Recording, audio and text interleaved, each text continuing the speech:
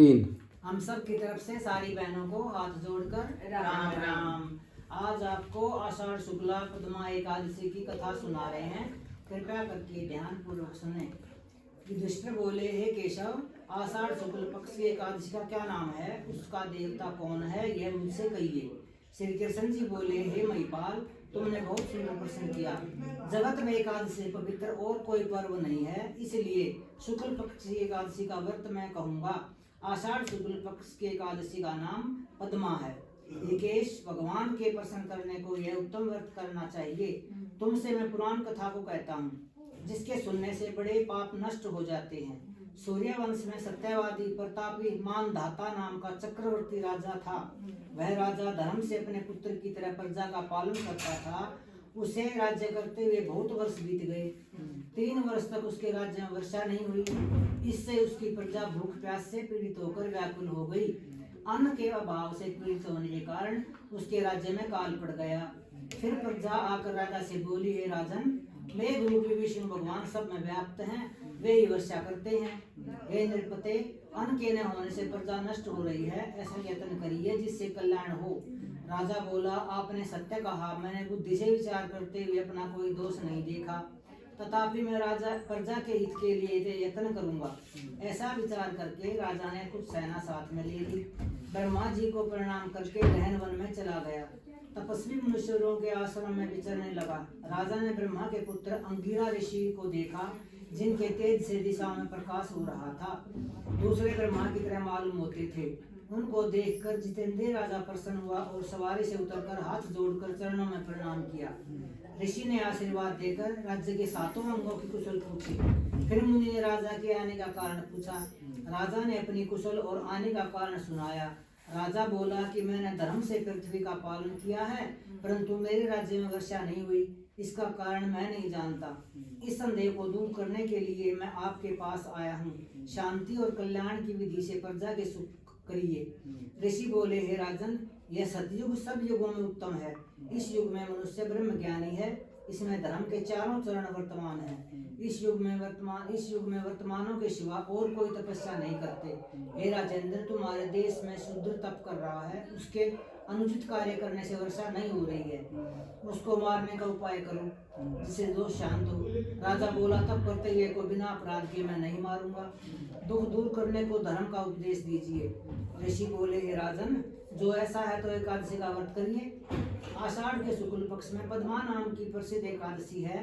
इसके व्रत के प्रभाव से निश्चय ही वर्षा होगी। यह सब सिद्धियों को देने वाली और सब उपद्रवों को नष्ट करने वाली है। हे नर, तुम प्रजा और परिवार सहित इसका व्रत करो। मुनि का यह वचन सुनकर राजा अपने महल में आया और पद्मा एकादशी का व्रत किया, और व्रत के करने पर सब राज्य में वर्षा हुई। भगवान की कृपा से मनुष्यों को सुख हुआ, इस कारण यह उत्तम व्रत करना चाहिए। एकादशी देव शयनी कहलाती है। हे राजन, भगवान के प्रसन्न करने के लिए मोक्ष की इच्छा करने वालों को देव शयनी का व्रत करना चाहिए। चातुर्मास्य व्रत का प्रारंभ भी इसमें किया जाता है। युधिष्ठिर बोले, हे कृष्ण, विष्णु के शयन का व्रत कैसे करना चाहिए? हे देव, कृपा करके चातुर्मास्य के व्रत कहिए। श्री कृष्ण बोले, विष्णु के शयन के व्रत और चातुर्मास्य में जो व्रत कहे हैं उनको मैं तुमसे कहूंगा, तुम सुनो। आषाढ़ शुक्ल पक्ष में जब सूर्य कर्क राशि पर आ जाए, तब एकादशी के दिन जगत के स्वामी मधुसूदन भगवान को शयन कराना चाहिए।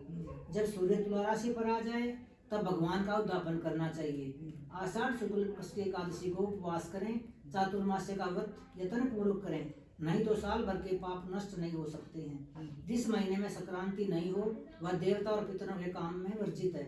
वह महीना मलमास है और अपवित्र है, इसलिए बुद्धिमान मनुष्य इसमें देवता और पितृ कार्य न करें।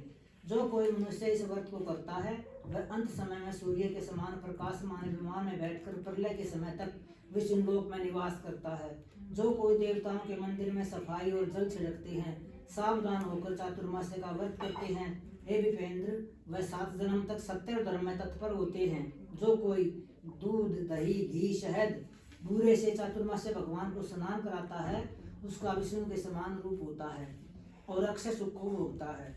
जो राजा ब्राह्मण को यथाशक्ति दक्षिणा, भूमि, फल और स्वर्ण दान की तरह स्वर्ग में अक्षय सुख को भोगता है। जो कोई व्रत करने वाला चातुर्मास्य में नित्य पूजन करता है, वह अक्षय सुख पाता है।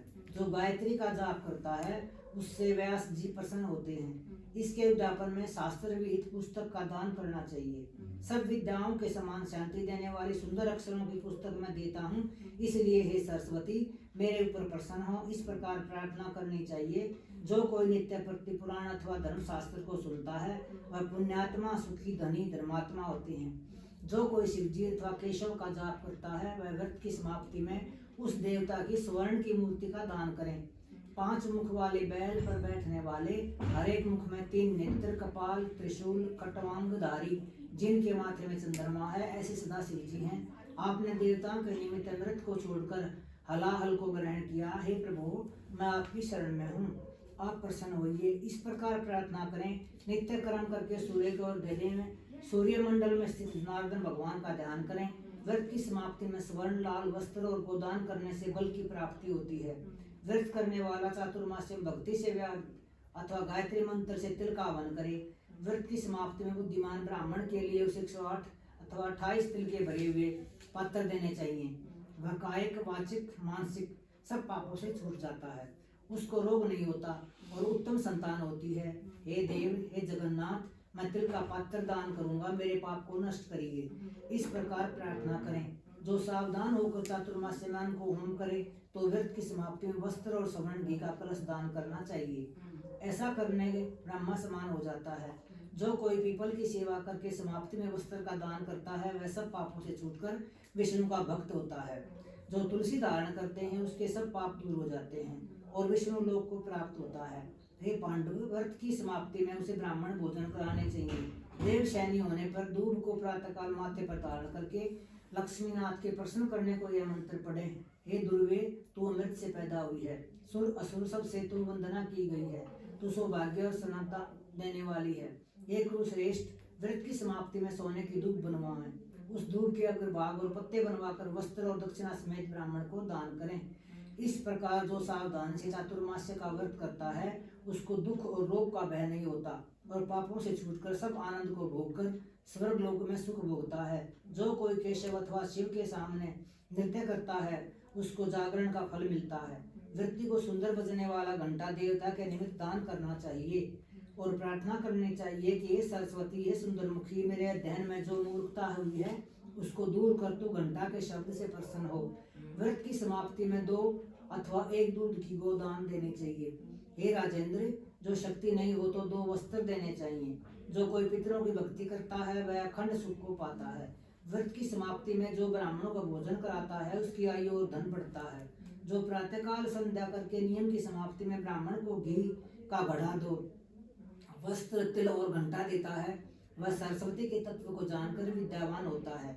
सदा दान करने वाला मनुष्य सब दुखों से छूटकर रूपवान और भाग्यशाली होकर अखंड सुख को भोगता है। जो नित्य शाक, मूल, फल या यथाशक्ति ब्राह्मणों को देता है वह व्रत के अंत में बहुत समय सुख भोगकर राजयोगी होता है।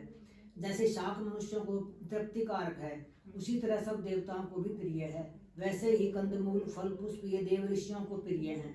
विष्णु के शयन करने पर चातुर्मास्य में जो इसका दान करता है देवता उसका कल्याण करते हैं। हे अनग, मनुष्य सूर्यनारायण की प्रसन्नता के लिए सुशील ब्राह्मण को सौंठ, मिर्च, पीपल दें। उस सौंठ, मिर्च, पीपल में दक्षिणा रखकर इस मंत्र को पढ़ें। जैसे सौंठ, मिर्च, पीपल मनुष्य के रोगों को दूर करते हैं वैसे ही सूर्य भगवान इसके दान करने से प्रसन्न होते हैं। बुद्धिमान मनुष्य को भले प्रकार से व्रत करके उद्यापन करना चाहिए। हे पार्थ, इसके करने से केशव भगवान प्रसन्न होते हैं। दिन से भगवान क्षीर सागर में शयन करते हैं और जब जागते हैं उतने दिन का एकाग्रचित से उपवास करने वाले मनुष्यों को गरुड़ध्वज भगवान श्रेष्ठ गति देते हैं। बोलो एकादशी मैया की जय, विष्णु भगवान की जय। श्री कृष्ण गोविंद हरे मुरारी, हे नाथ नारायण वासुदेवा। श्री कृष्ण गोविंद हरे मुरारी, हे नाथ नारायण वासुदेवा। हे नाथ नारायण वासुदेवा, हे नाथ नारायण वासुदेवा।